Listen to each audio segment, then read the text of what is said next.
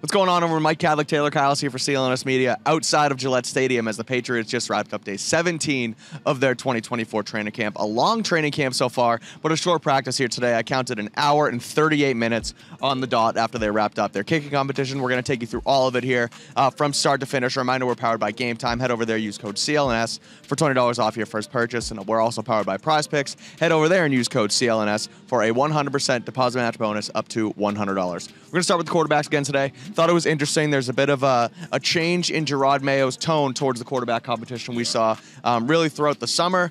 He called Jacoby Brissett their starter. He said, right now, Jacoby's our starter. That was on, I believe, like July 17th or 18th, somewhere in there.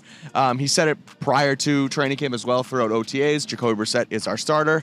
And that's shifted a little bit. He went on the Greg Hill show this morning and said that there is still a chance Drake Maye could start week one. And he was asked again today down here in Foxboro with the media if they have a starting quarterback. And he said no, and he will let us know who that is when the time comes. So right now, still sounds like an open competition. Today in training camp, Drake Maye still not getting ones reps, getting a lot of reps, still with the twos. Jacoby Brissett still entrenched with the ones, although it is a competition, according to, again, Jerod Mayo. So we'll start with the quarterbacks. Taylor, what did you see from the Signal College today out of practice? There wasn't a whole lot to glean today, to be totally honest, because there were a lot of periods, most periods, where the quarterbacks would only get a couple of reps to actually throw the ball, and then you'd see a rotation. So there wasn't a whole lot. Jacoby Brissett, I thought, had his best throw of the summer on a deep ball to Tyquan Thornton, who beat Christian Gonzalez deep down the sideline. A lot of Jacoby Brissett's deep balls seem like they've either hung on him or they've been just completely overthrown. Yeah. He actually had an earlier deep ball to Tyquan Thornton. They may not have been on the same page, but the pass went way out of bounds on a corner to Thornton.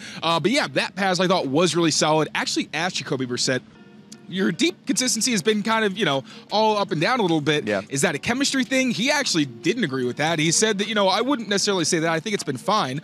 Curious, maybe I got to go back in my notes and double check. But he did mention that the chemistry is a big part of that. With a guy like Tyquan, he actually thought that he overthrew Tyquan, but guy with 4.2 speed, he's usually going to run under those. Get it. Exactly. He did a good job adjusting on that play, too. 100%. He looked back and forth a few times and found the football, came under for a nice catch. Yeah, but other than that, pretty nondescript day from Jacoby Brissett. There were a couple misses, but because there was so little today, I really don't want to look too deeply into those. But Drake Maye, I will say, again, limited sample size, but I thought his aggressiveness, it feels like you can see every day he gets more comfortable. There was one play in particular that really caught my eye.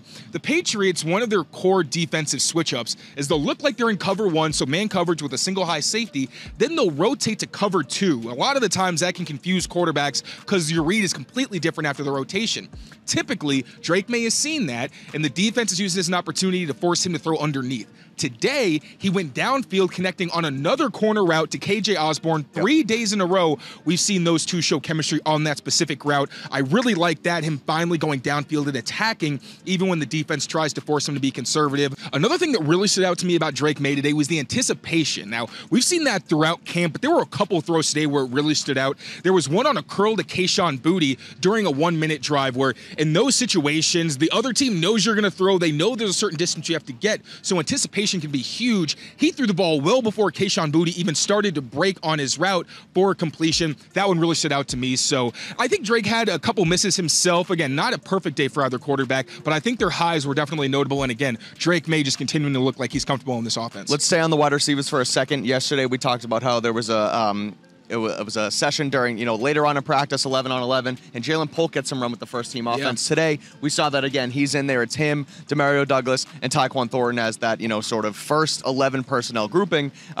He's in for KJ Osborne, but Osborne had a good day as well today. Yeah. So what'd you see from Poke, someone coming in as a rookie who's starting to get some real starter reps here?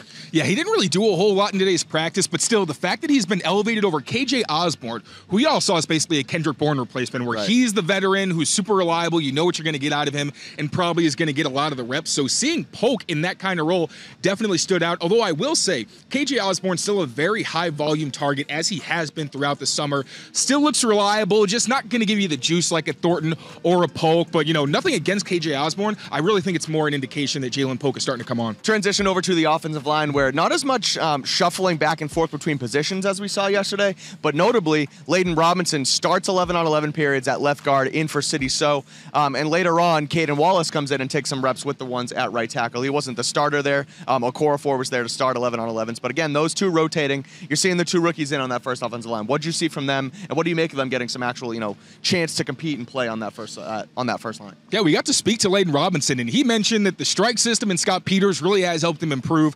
I asked him, coming out of the draft, there was a lot of criticism surrounding your ability to be consistent in pass protection, and he thinks that the coaching and what he's done so far has really helped him improve, and you can see it. If you look at his preseason tape, I don't think he's allowed a pressure yet this preseason, albeit the competition is significant there, but Layden Robinson getting a pretty significant amount of looks at left guard this week. Also, Caden Wallace came in for Chukso Okorafor during a 1-minute drive situation at the end of practice. We saw Jaylen Poke go in for KJ Osborne yesterday in this situation, so potential showing that they want to see more of Caden Wallace with the top offense. And as I've been saying, Chukso Okorafor has been fine, but he doesn't get much of any push in the run game. Caden Wallace would be much better there, and I like him better as a combo next to Mike Nwenu. So hopefully we see more of that moving forward. Couple injury news and notes, some housekeeping-wise. Hunter Henry misses practice again today. Austin Hooper returns, but was limited, didn't participate in 11-on-11s. Mitchell Wilcox was out today. Jaheim Bell and LaMichael Petway take the majority of reps at tight end. I'll also add that O'Shane Zimenez